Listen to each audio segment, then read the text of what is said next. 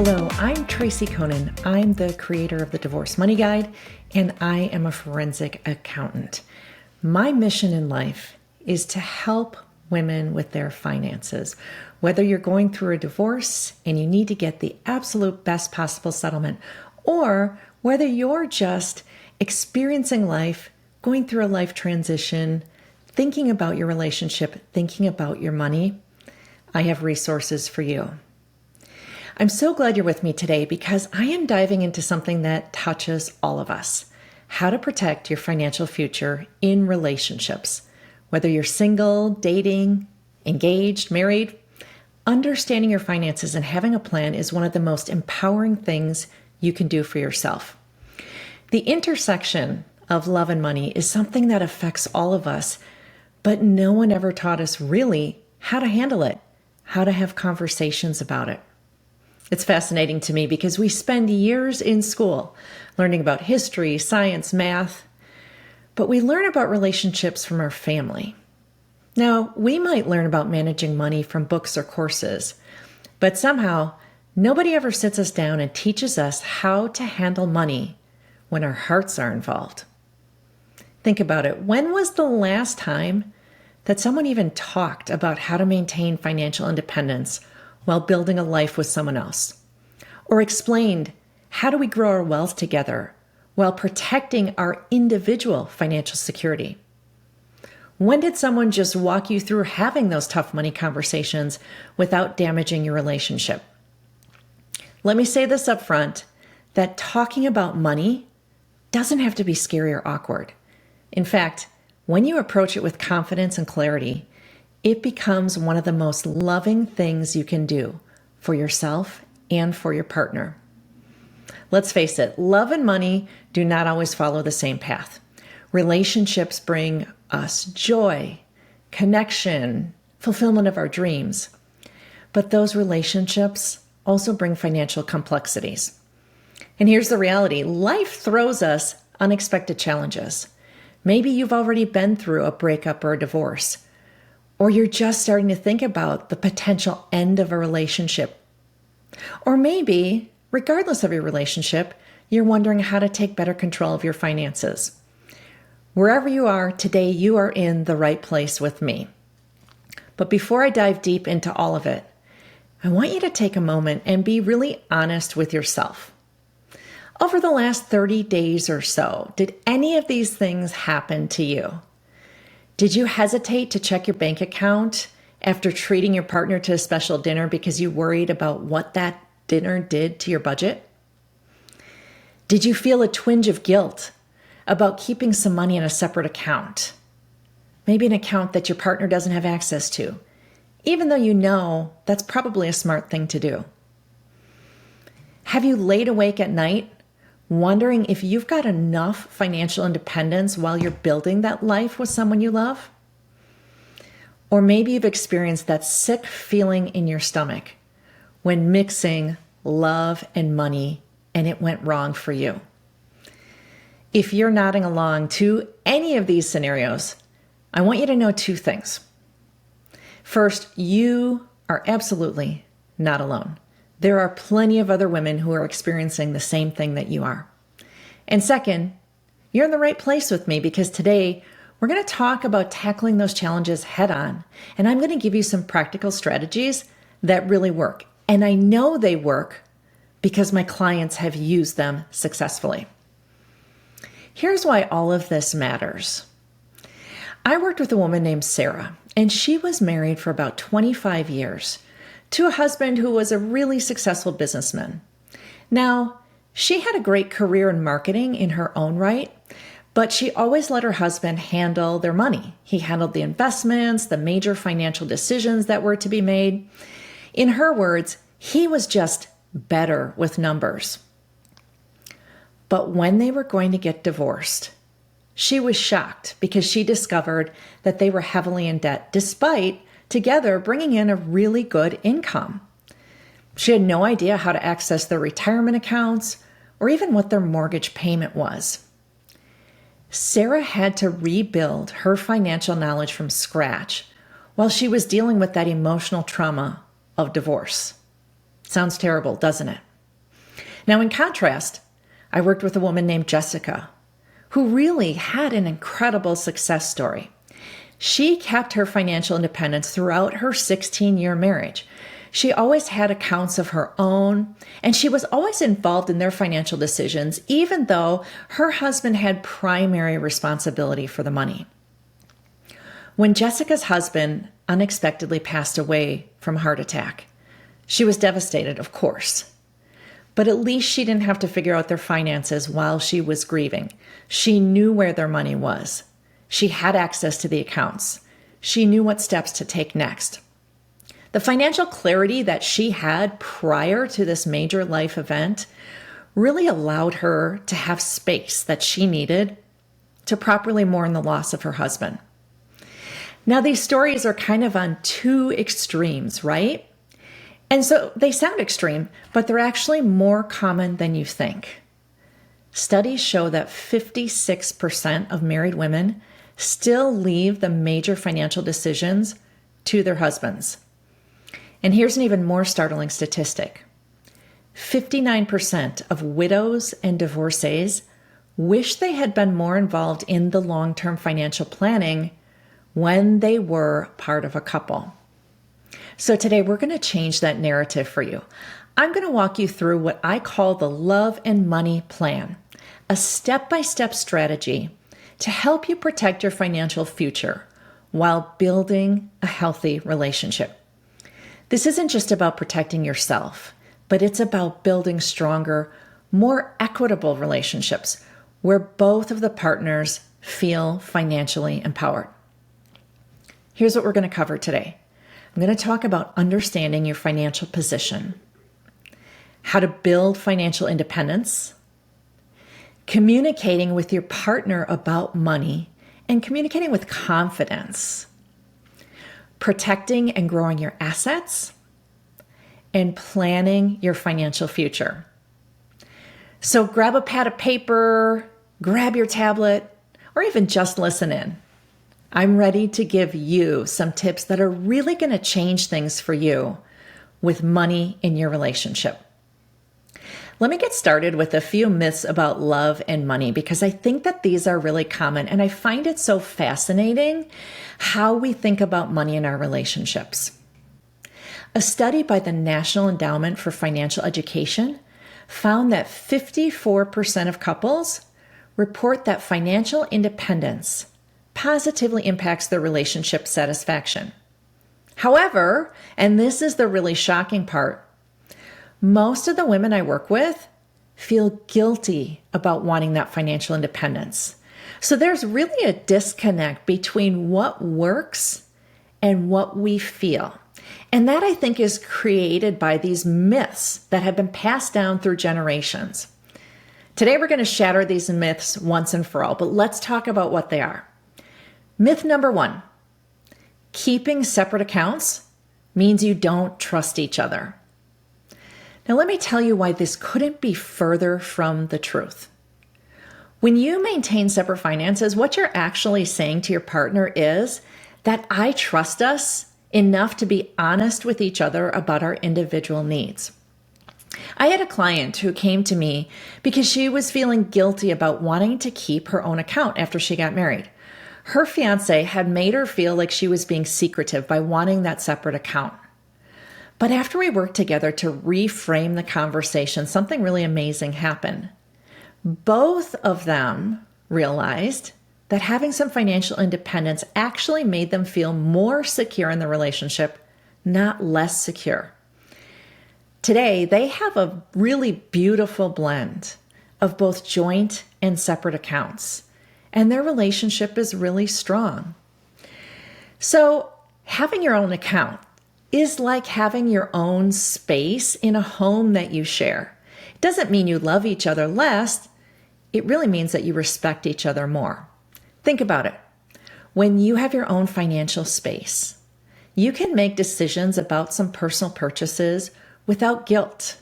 You can surprise your partner with gifts without spoiling that surprise. You can build your own credit history. You can maintain some professional independence. All great things.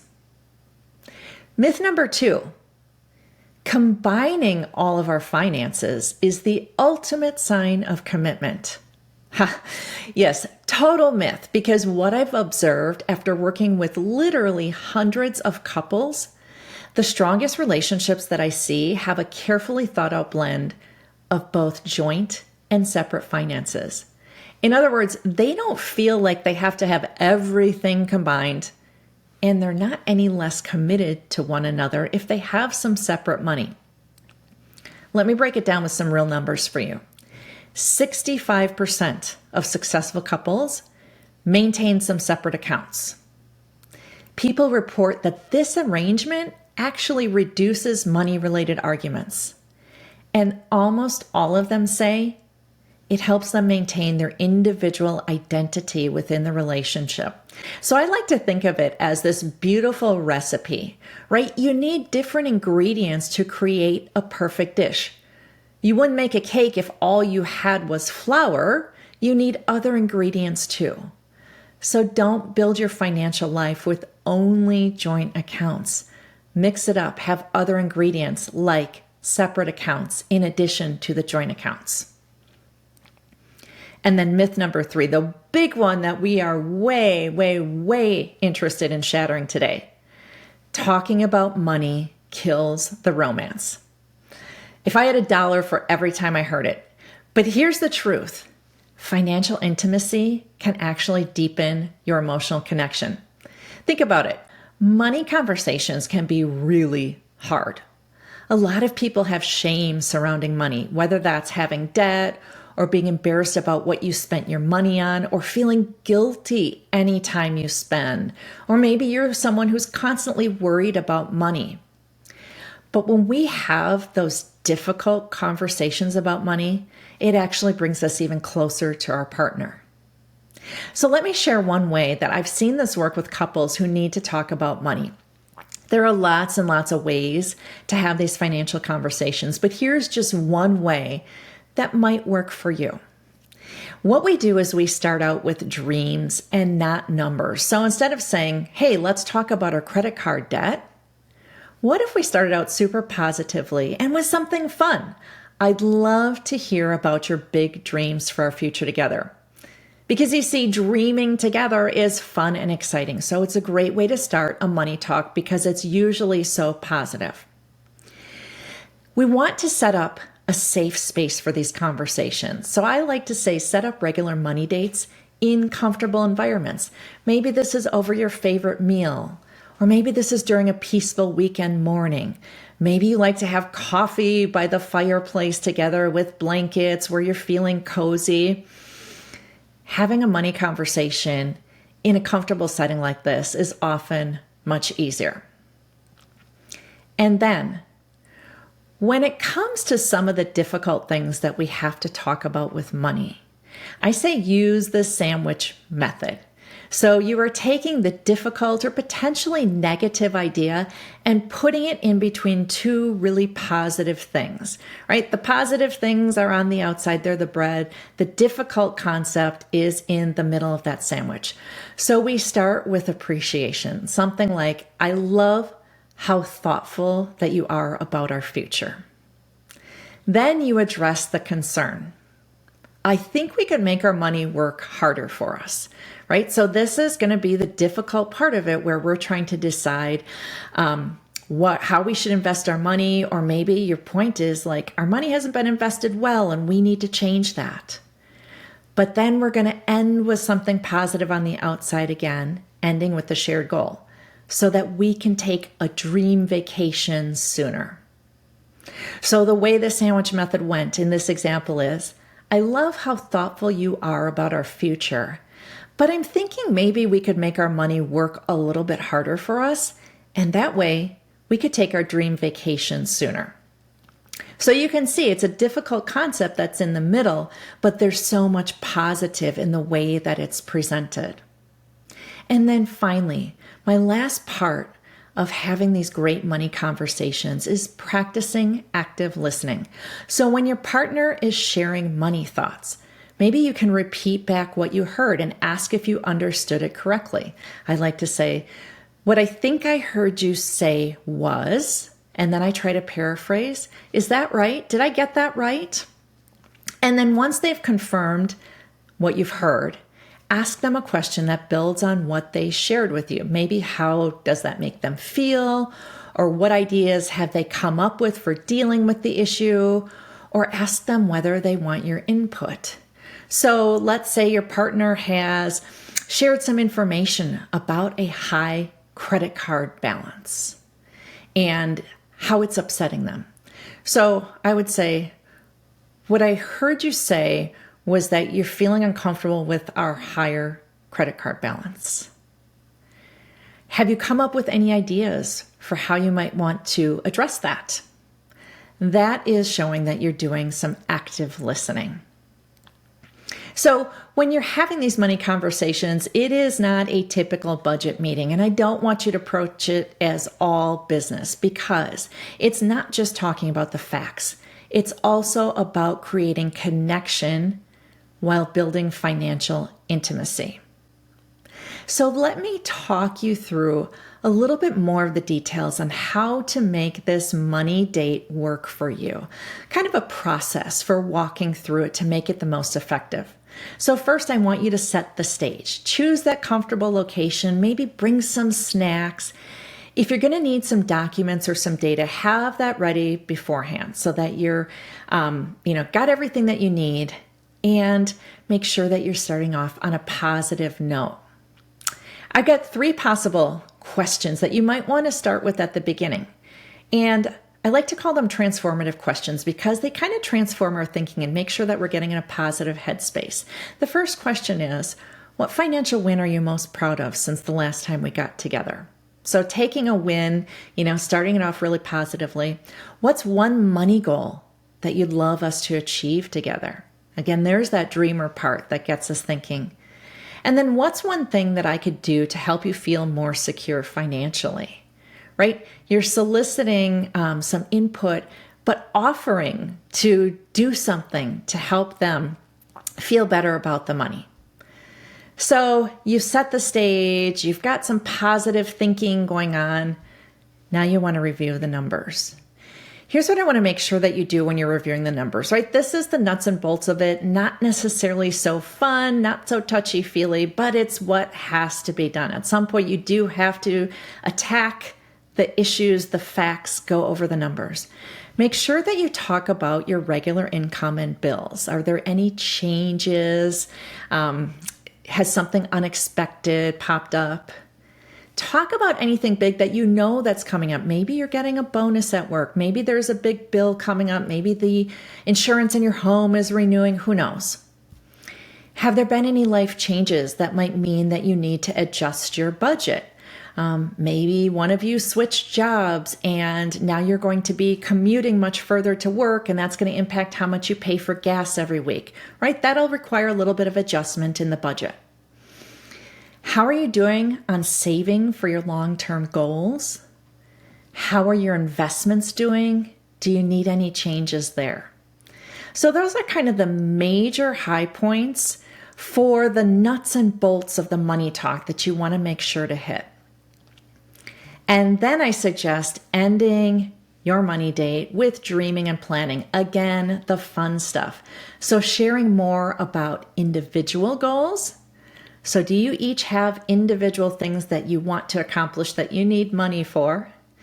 And then update your shared dreams. You probably already have some ideas together about home ownership, buying new cars, going on vacation, what your retirement might look like. And this is the time to talk about those things and where you stand on them. Then make specific plans for the coming month or quarter until you're having your next meeting. And of course, celebrate your progress. I'm so excited because our debt was reduced by this amount of money, and I feel like we're really on track to get that credit card debt gone, right? Celebrating that progress, acknowledging how far we've come, no matter how small that win might be. That's the important thing to do. All right, the love and money plan. I'm going to walk you through the 5 steps of it. Step 1. Know where you stand financially. This is your foundation and it's got to be rock solid. So You're going to think about your assets, all the things that you own, and documenting them for yourself, being realistic about what the values are of your assets. So I want you to start making a list of all the bank accounts that you have, all of the investments you have, your physical assets like your home, maybe a rental property, your cars, jewelry, art collectibles, furniture in your house. All of those things need to go on this list. If you own a business, make sure that's on the list, even if you don't necessarily know how much it's worth. You also have to document your liabilities, and that's everything that you owe, all of your debts. This is where many people want to look away, but stick with me here because knowledge is power. You've got to know how much you owe.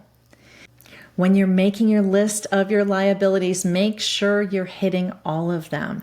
Your secured debts, which are secured because there's an asset behind it that could be taken away if you don't pay the debt. This is something like a home loan or a car loan. And then there are the unsecured debts that don't really have any assets behind them.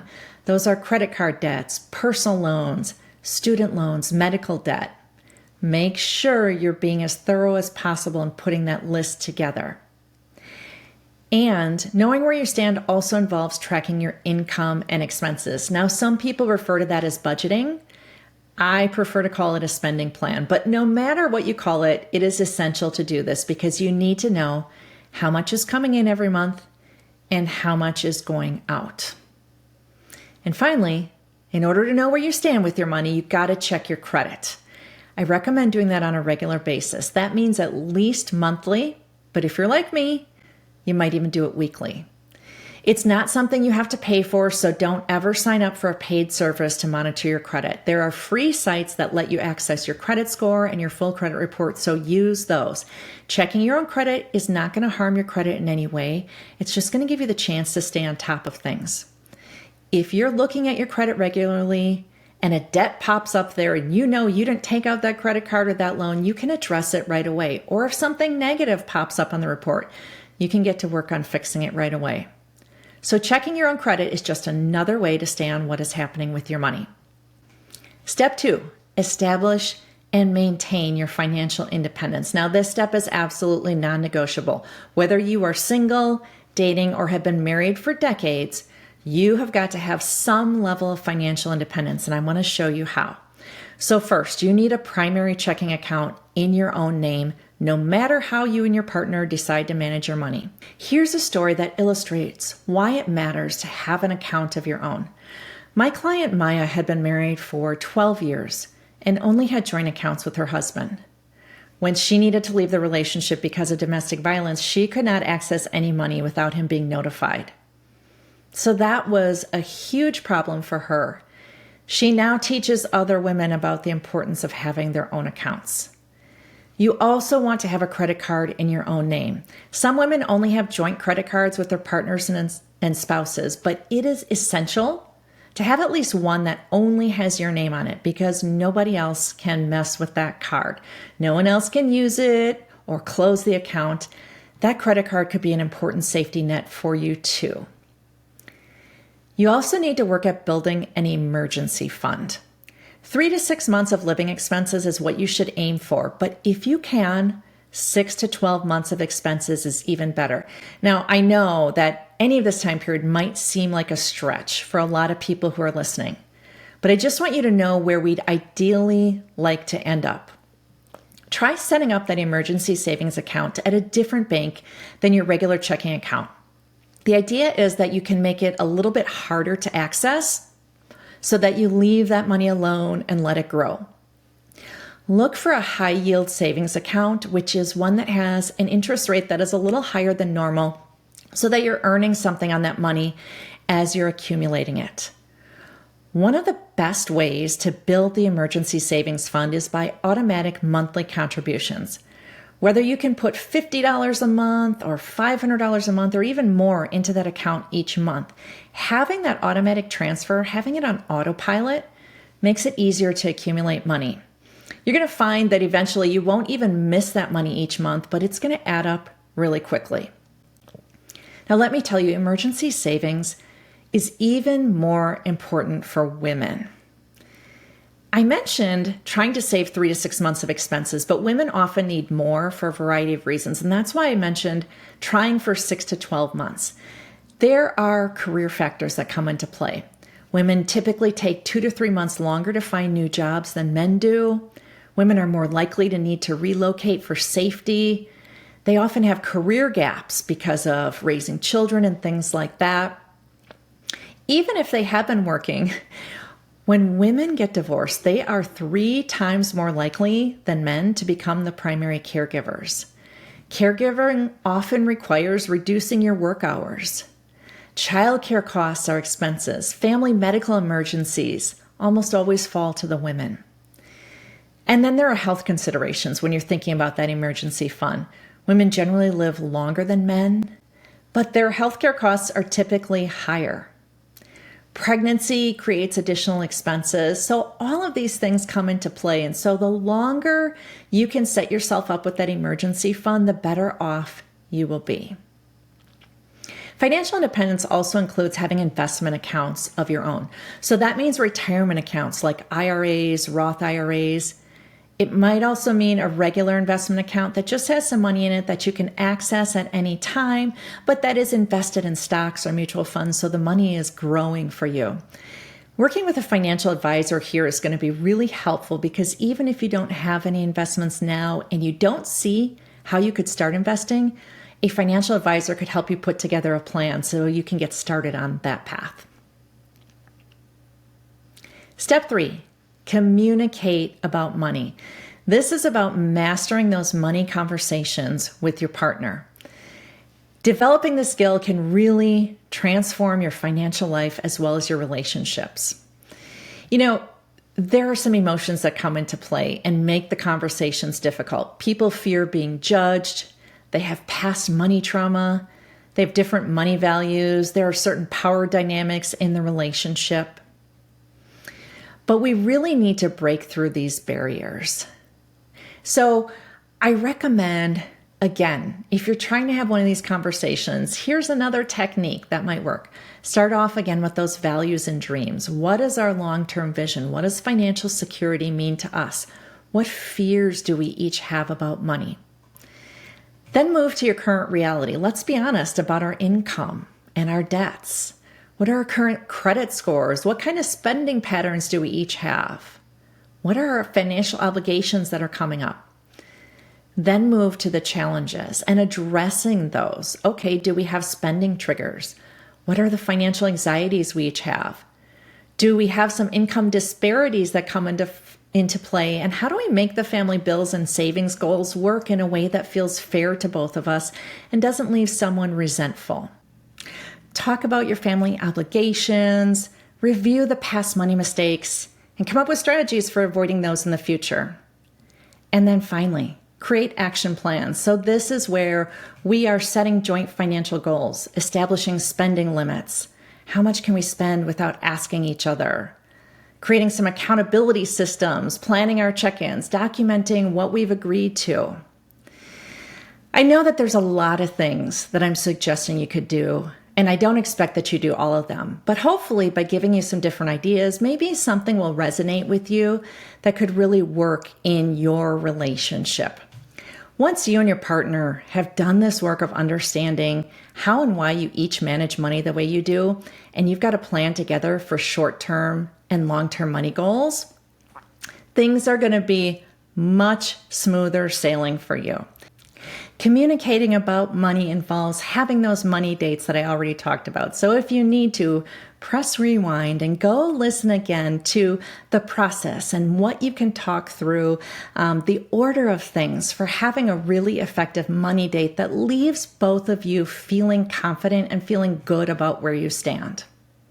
Step 4 is safeguarding your assets. And this is crucial. It's about protecting everything you've built. So first off, I want you to think about legal agreements for your relationship. This is something that used to be controversial, but it's becoming far more mainstream. Prenuptial agreements, postnuptial agreements, cohabitation agreements. All of these can provide clarity and protection for both people in the relationship. Think of it as a roadmap for your finances during the relationship, as well as a roadmap for how you would unwind things if the relationship went south. These agreements can be super helpful, so I want you to consider them. I also want you as a couple to keep records of your finances so you know who paid for what, the assets that were brought into the relationship, gifts that you might receive while you're together. Just document those big things. Again, if something happens with your relationship, if you do break up, you will have these records that will help make it easier to unwind things. And then make sure you balance your personal and joint finances, maintaining both shared and individual accounts, and make sure that's appropriate to whatever stage you are in your relationship. Earlier on, when you're just in that early dating stage, you probably shouldn't have anything together in terms of finances, but as you get more serious, you might start thinking about those joint accounts. And then step 5 in the love and money plan is planning for the future. It's about the long-term planning, and it goes just beyond saving money. It's about creating the future you want and being prepared no matter what happens. So make sure you're doing your estate planning, doing a will, potentially having a healthcare power of attorney form, doing power of attorney for financial matters, possibly having a trust depending on your situation. All of that estate planning is super important for the long term. Look at your insurance coverage. And I'm not just talking about your property insurance that covers your home and your car and other valuable items.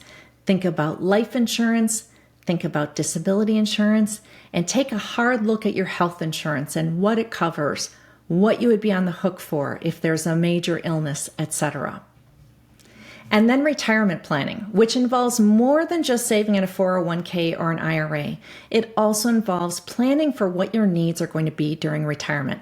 What will your lifestyle cost? How will your healthcare needs be covered? Do you want to travel? Where will you live? You also need to know what money is going to be available to you. You'll have retirement funds, but what about other money like Social Security benefits or a possible pension that you might receive?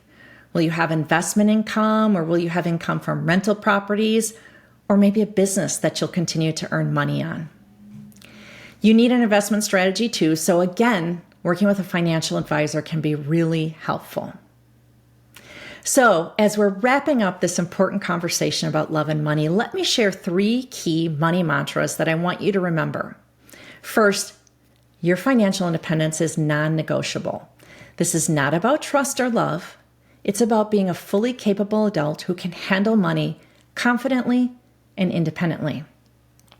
2, love and money can coexist beautifully with the right boundaries. Having separate accounts doesn't mean you don't trust each other. It means you respect each other's autonomy while you're building your life together. And finally, it's never too early or too late to take control of your financial future. Whether you are 25 or 65, the best time to start is now. I put together the love and money plan for you. It gives you everything I've discussed today and more, so you can get a better handle on the money in your relationship. I'll link to it in the show notes. Now remember, taking control of your finances isn't just about money. It's about giving yourself the freedom to make choices from a place of security rather than necessity. You deserve to feel secure, independent, and deeply connected in your relationship.